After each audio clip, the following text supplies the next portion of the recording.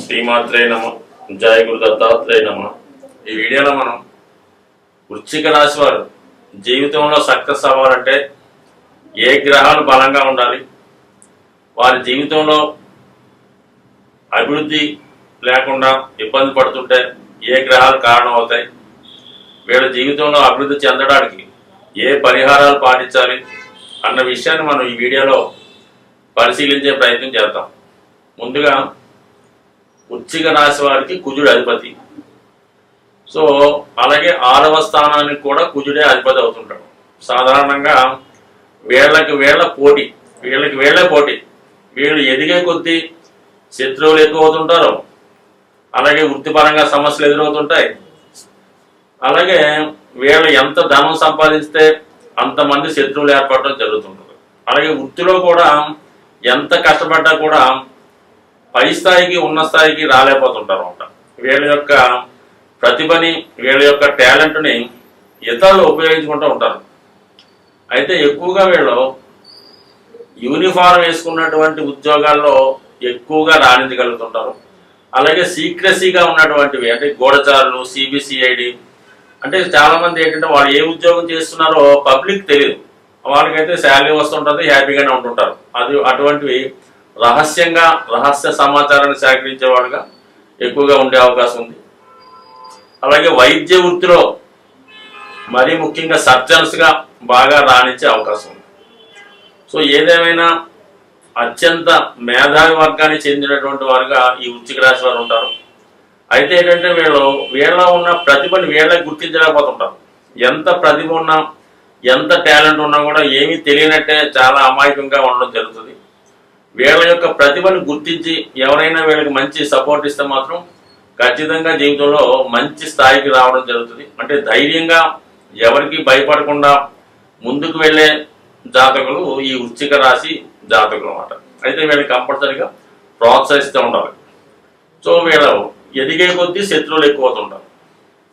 వీళ్ళకి బలంగా ఉన్నటువంటి గ్రహం, అలాగే ఈ ప్రభుత్వ ఉద్యోగం రావాలంటే కంపల్సరిగా రవి సూర్య భగవానుడు వీళ్ళకి అనుకూలంగా ఉండాలి. అంటే 6వ స్థానంలో ఉచ్చులో కానీ, దశమంలో స్వక్షేత్రంలో కానీ, లేదా ధనస్థానం అయినటువంటి ధనుసులో కానీ ఉంటే మంచిది. సో అప్పుడు వీళ్ళకి ప్రభుత్వ ఉద్యోగం అనేది సునాయాసంగా వస్తుంది. రవి ఎంత బలంగా ఉంటే అంత అధికార హోదా లభిస్తూ ఉంటుంది. సో అలాగే ఎట్టి పరిస్థితుల్లో కూడా రవితో వీళ్ళకి బుధుడి యొక్క సంబంధం అంత అనుకూలించదన్నమాట. అంటే ఇక్కడ బుధుడు వీళ్ళకి అష్టమాధిపతి అవడం, ఈ లగ్నం వారికి, ఈ రాశి వారికి అంత అనుకూలించే గ్రహం కాదన్నమాట. అందువలన అష్టమాధిపత్యం వదిలినటువంటి బుధుడు దశమాధిపత్యం ఉన్నటువంటి రవితో కలిసి ఉండడం వల్ల ఉద్యోగంలో మార్పులు రావడం కానీ, సడన్గా ఉద్యోగం మానివేయడం కానీ జరగవచ్చు. అదిగా ఈ రవి శనితో కలిసినప్పుడు, తృతీయ చతుర్థాధిపతి అయినటువంటి శనితో కలిసినప్పుడు ప్రభుత్వ ఉద్యోగం అయితే వస్తుంది, కానీ చిన్న స్థాయి ఉద్యోగంలో ప్రవేశించి అంచెలించెలుగా వెదగవలసింది తప్ప ఒకేసారి పెద్ద ఉద్యోగాలకు వెళ్ళలేకపోతుంటారు. సో అలాగే తండ్రి ఉద్యోగం వీళ్ళకి వచ్చే అవకాశం ఉంది. అంటే తండ్రి గారు ఏ ఉద్యోగం చేస్తున్నారో, లేదంటే ఏ వ్యాపారం చేస్తున్నారో, ఏ వృత్తి చేస్తారో అదే వారసత్వంగా వీళ్ళకి అదే ఉద్యోగం, అదే వృత్తి వచ్చే అవకాశం ఉంది. సో అలాగే మరి కొంతవరకు ఈ ప్రారంభ జీవితంలో అంటే చాలా స్లో డెవలప్మెంట్. అంటే దశమాధిపతి ఏమో వృత్తికారకుడు రవి, శని ఆలస్యానికి కారకుడు. కారణం జీవితంలో సెటిల్మెంట్ మాత్రం చాలా ఆలస్యంగా ఉంటుంది.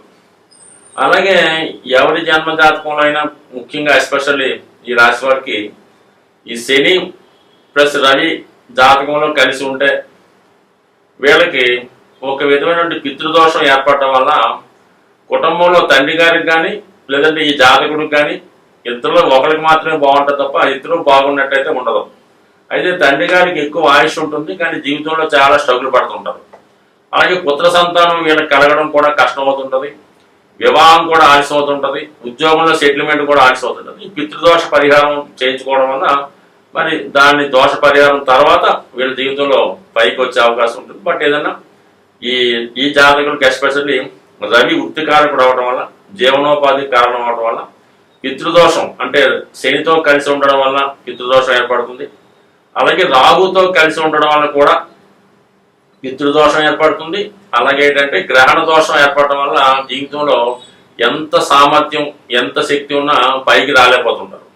అలాగే కేతుతో కలిసినా కూడా ఒక విధమైన సర్పదోషం ఏర్పడుతుంటుంది. సో ఈ కారణాల వల్ల ఏంటంటే రవి మరి ముఖ్యంగా గురువుతో కలిసి ఉండడం వల్ల అంటే ధన పంచమాధిపతి అయినటువంటి గురువుతో కలిసి ఉంటే 100% జాతకుడు ఆ కుటుంబంలో అందరికన్నా ఉన్నత స్థాయికి రావడం, అలాగే మంచి సంతానం కలగడం, ఆ సంతానం వీళ్ళకన్నా అభివృద్ధి చెందడం, సంతానం కలిగిన తర్వాత జ్ఞానం అదే మొత్తం మీద భాగ్యోదయమే అదృష్టం కలిసి రావడం, ఇవన్నీ కూడా గురువు ప్లస్ రవి కలిసి ఉండడం వల్ల ఒక గొప్ప అదృష్టాన్ని జాతకుడు పొందుతాడు.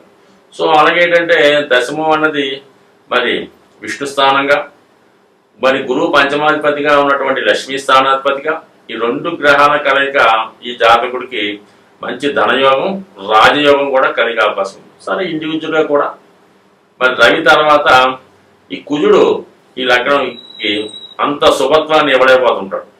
కేవలం ఉద్యోగంలో యూనిఫామ్ రిలేటెడ్ ప్రభుత్వానికి సంబంధించిన ఇచ్చే ఉద్యోగాలు తప్ప మిగతా విషయాలు అంత సహకరించే అవకాశం అయితే ఉండదు. కంపల్సరీగా బంధువులతో అత్తవారి బంధువులతో అలాగే ప్రభుత్వ అధికారులతో వ్యతిరేకత ఉండే అవకాశం ఉంది. తర్వాత అంటే రవి తర్వాత ఈ రాశి వారికి అత్యంత బలంగా ఉండవలసినటువంటి గ్రహం గురుగ్రహం. జూపిటర్ ఎంత బలంగా ఉంటే వీళ్ళు కుటుంబం అనుకూలంగా ఉంటుంది, ధనం అనుకూలంగా ఉంటుంది, సంతానం అనుకూలంగా ఉంటుంది, వ్యక్తిగతంగా ఆలోచన తెలివితేటలు విద్య అంటే చిన్నప్పటి నుంచి కూడా బాగా రాణించగలుగుతారు. మరి స్వభావసిద్ధంగా ఈ గురువు యొక్క స్వక్షేత్రమైనటువంటి ధనుసు మీనంలో కానీ ఉచ్చక్షేత్రమైనటువంటి మరి కర్కాటక రాశిలో కానీ ఉండడం వల్ల కంపల్సరిగా జాతకుడికి మంచి అదృష్టం కలిసి వస్తుంది. ముఖ్యంగా ఏంటంటే ఈ సంతానం యొక్క అభివృద్ధి తెలివితేటల యొక్క అభివృద్ధి ఇవన్నీ అనుకూలంగా ఉంటాయి. ఈ 2 గ్రహాలు జాతకంలో ఈ వృశ్చిక రాశి వారికి అటు గురుగ్రహం అటు రవి గ్రహం బలంగా ఉంటాయి. వారి జీవితంలో 100% అటు ప్రభుత్వ రంగ సంస్థల్లో కానీ వ్యక్తిగతంగా కానీ కంపల్సరీగా జీవితంలో పైకి వచ్చే అవకాశం ఉంటుంది. బట్ ఎట్టి పరిస్థితిలో కూడా 99% శనితో సంబంధం అటు గురుగ్రహానికి కానీ అటు రవిగ్రహానికి ఉండడం వల్ల జీవితంలో స్లో డెవలప్మెంట్ వాడు చాలా ముందుకి అది నెమ్మదిగా వెళ్ళడం జరుగుతుంటుంది. సో అలాగే బుధ గ్రహంతో గురుగ్రహం కలిసి ఉండడం వల్ల ఇది కూడా జీవితంలో ఇది అంటే ఈ జన్మ జాతకంలో ఈ బుధుడు ప్లస్ గురువు కలిసి ఉండడం వల్ల అది ఒక విధమైనటువంటి దోషం అన్నమాట. ఈ దోష కారణం వల్ల జాతకుడు ఎంత విద్య ఉన్నా ఎంత టాలెంట్ ఉన్నా లైఫ్లో విలువైన సమయాన్ని నష్టపోవడం కోల్పోవడం జరుగుతుంటుంది. అంటే విద్య పూర్తయిన తర్వాత ఏ సివిల్ సర్వీస్కో ఏ ప్రభుత్వ ఉద్యోగం టెస్టులు రాస్తూ ఒక 5-6 సంవత్సరాలైనా కూడా ఖాళీగా ఉండడం జరుగుతుంటుంది. లేదంటే ఏదైనా విద్యా సంబంధించిన పరీక్షలో ఏ మెడికల్ కోసం ఎంట్రన్స్ రాస్తూ 2-3 సంవత్సరాలు వేస్ట్ చేయడం జరుగుతుంటుంది. అంటే మొత్తం మీద ఒక విలువైనటువంటి కాలాన్ని కోల్పోవడం జరుగుతుంటుంది ఈ బుధుడితో కలిసి ఉండడం వల్ల. సో ఏదైనా ఈ రాశి వారికి బుధుడు బలంగా అంత ఉపయోగపడే గ్రహం కాదు. శుక్రుడు చెప్పొద్దండి, శుక్రుడు ఇంకా సప్తమ వ్యయాధిపతిగా వివాహం తర్వాత ఆర్థికపరంగా నష్టపోవడం కానీ, వివాహం తర్వాత ప్లేస్ ఆఫ్ చేంజ్ రావడం కానీ, ఉద్యోగపరమైన మార్పులు రావడం కానీ జరిగే అవకాశం ఉంది. చాలా వరకు వివాహం తర్వాత ఖర్చులు ఎక్కువగా పెరగడం వల్ల ఆడంబరమైన జీవితం గడపడం వల్ల కొంతవరకు ఫైనాన్స్ పరంగా డెఫిసిట్ అయ్యే అవకాశం ఉంది. బట్ చూసిన వాళ్ళకి మాత్రం చాలా హ్యాపీగా ఉన్నట్టు కనబడుతుంటారు. సో ఏదైనా ఈ రాశి వారికి రవి బలంగా ఉండాలి, గురు బలంగా ఉండాలి. రవిని బలం చేసుకునే నిమిత్తం ప్రతిరోజు సూర్య నమస్కారం, కెంపు అనే ఉంగరం బంగారంలో చేయించి కుడి చేయి ఉంగరం అని పెట్టుకోవచ్చు. లేదా కనక పుష్యం అనే ఉంగరాన్ని గోల్డ్లో తయారు చేసి కుడి చేయి చూపుడు వేలికి ధరించవచ్చు. ఈ 2 గ్రహాలు బలంగా ఉంటాయి 100%. ఈ వృశ్చిక రాశి లేదా వృశ్చిక లగ్న జాతకులు అటు ప్రభుత్వ రంగ సంస్థల్లో కానీ వ్యక్తిగతంగా కానీ 100% చాలా ఉన్నత స్థాయికి రావడం జరుగుతుంటుంది. స్వస్తి.